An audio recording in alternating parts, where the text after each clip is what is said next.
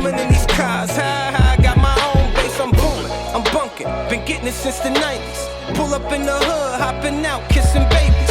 Know I had the money, I'ma get me a Mercedes, and I put that on the milk, kinda like a. Everybody awake? What's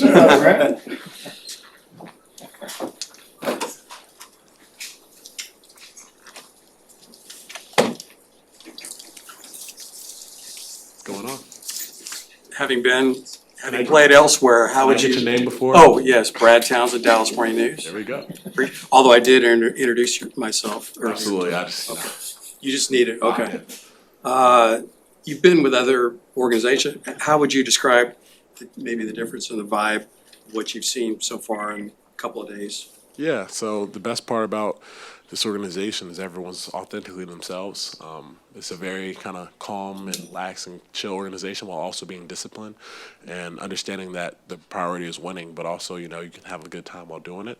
And everyone here really supports one another, and that's something that's really been really key in my eyes, is that you come in and basically feels like a family. You feel like each one of us is embraced to be authentically ourselves, and it feels organic. You know, everyone feels very valued, and they make sure not only just the top guys get valued, but through players top to bottom. And it's been really special to be a part of.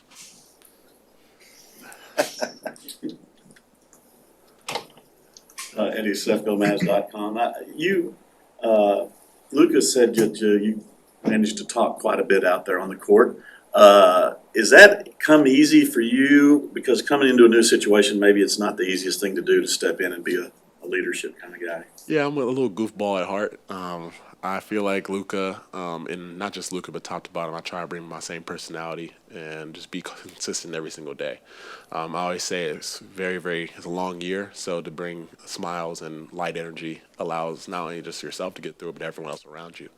And the benefit of this team is I feel like we have a lot of characters that like to have a good time, but also we understand the priorities that we have set them for. So as much as, you know, my voice can be loud and obnoxious at times, I tell people you may hate me at the start, but eventually you're going to either say that's just Grant and get over it, or you're just going to end up loving it because it's always going to be there. It's always going to be that nagging voice that you always hear. You know, same way I don't like to make this comparison, but like your wife, you fall in love with her, but you maybe get annoyed with her every now and again. So it works out. Bree Amaranthus, Sports Illustrated Fan Nation. A new NBA season kind of feels like a new school year. So if you guys had a yearbook, what would be your superlative? Like best dressed, most likely to have a TV show, most likely to be president? Let's just say best dressed is not in that cards. But I would say most likely to play an Olympic sport, hopefully. Knock on wood. And then I'm joking. The next one would be class clown or one of those. I feel like, or best smile maybe, you know, little cheese action. What about for Luka Doncic? Most likely to pull the fire alarm at school. Hi, Dorothy Gentry with iMessenger Media. Chick-fil-A or Popeyes, and why is it Chick-fil-A, and what is your order? I love how you just assumed it was going to be Chick-fil-A from the start, but you were right. Chick-fil-A because I grew up in Charlotte, North Carolina, and Popeyes wasn't necessarily a thing. It was Bojangles and Chick-fil-A. And then Chick-fil-A, my order has always been a 12-count nugget, large meal with half sweet tea, half lemonade, and then a 3-count strip, barbecue sauce and Polynesian sauce that you mix. Awesome. How important is a sense of humor on a team? How important is that to team chemistry and being able to, you know, galvanize everybody? In all honesty, I think it's huge. You know, when you have a team that has not much personality, you typically see guys just go their own separate ways. You don't see that connection. When you're able to really communicate both on and off the floor, it allows you not to take things personally, to hold one another accountable, while also being mindful of your surroundings, being mindful of the things that are actually going on and going wrong within the team, so you can make adjustments. And the best teams I've been a part of have that. And I think that's what we have to develop here, a level of consistency and a level of trust in one another to understand that we all have the same goals in mind, and we can help each other. Even if there's individual goals trying to be accomplished, we can help one another to get to those goals. Thank Mark you. Elfenbein of the Ticket. What has surprised you on and off the court about Luka so far? The best thing about Luka on and off the floor is I feel like he doesn't get this, like, I don't know how goofy he has been over the years in media or how he looks in terms of everybody, but he is a great personality. He's very, very light in the locker room, and also he on the floor, he's very, very empowering. You know, he puts you in great positions to make opportunities happen, and you are kind of mesmerized to watch at times. So for me, it's always just a matter of staying ready to shoot because you may be thinking that, oh, that was a tough move, and then all of a sudden the ball may be coming your way. So Luka always finds you, puts the ball in the right position for you to knock down a shot, and then off the floor, you know, he's mature in a lot of ways and immature in some ways, but that mix in both, helps you be able to have that light personality and really enjoy playing around him. Dwayne Price, math.com. Kyrie said yesterday that in that series with against the Nets and the Celtics that you were the guy that brought the intangibles. If that's something that you're going to bring to the Mavericks this season. Yes, absolutely. That's my ultimate goal, is to change the nature of the team and how we're viewed. Being tough, being a team that competes at the highest level and has ultimate energy at all times. A team that, not only can perform on the offensive end, because that's never been an issue, but also locks in and keys in on the defensive end and has each other's back. And then being mindful of the actual game plan. The best part about that Brooklyn series, we executed.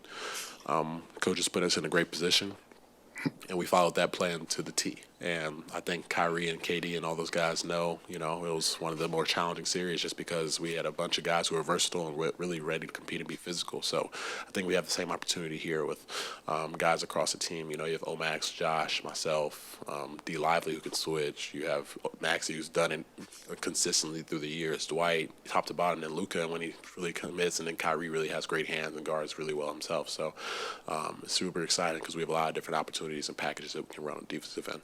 I know you were born in Houston. When did you leave Texas? Yeah, I was born in Houston. I left when I was probably 3 or 4 years old. My mom was always here because she worked at NASA. She worked at Johnson Space Center. So I would come back, once every now and again. But most of my life I was in Charlotte, North Carolina. Back to why and when you came. Kyrie said yesterday that you were actually one of the players that he recommended. And I don't know what those discussions were exactly, but he did say that. What is your relationship with Kyrie, and was that a factor? Did you talk to him, and he's pretty well known as a good recruiter. Did that play a factor in you coming? Yeah, if only he was a good recruiter when he was at Duke, maybe I could have had an offer. But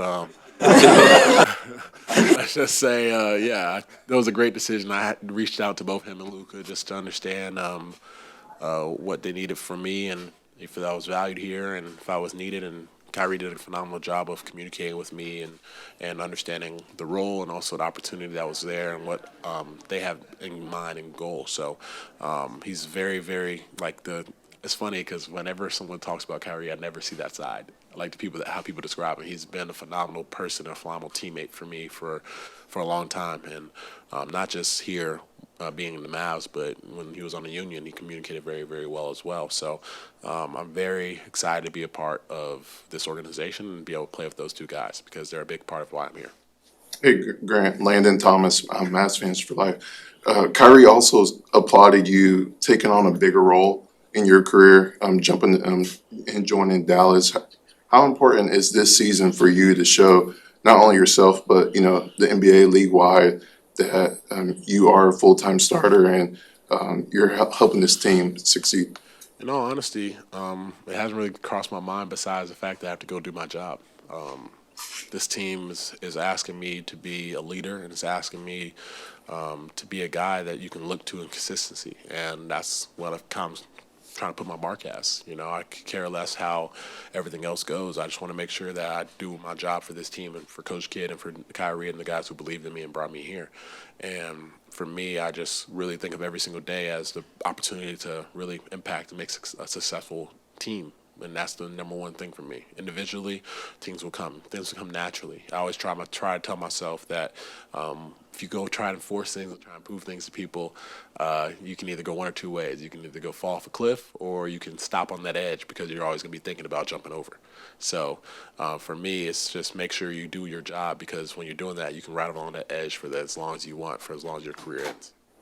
Hey, Grant. Thank you, guys. Grant, was that a dare to flex your muscle after every question answered? I don't know what you're talking about.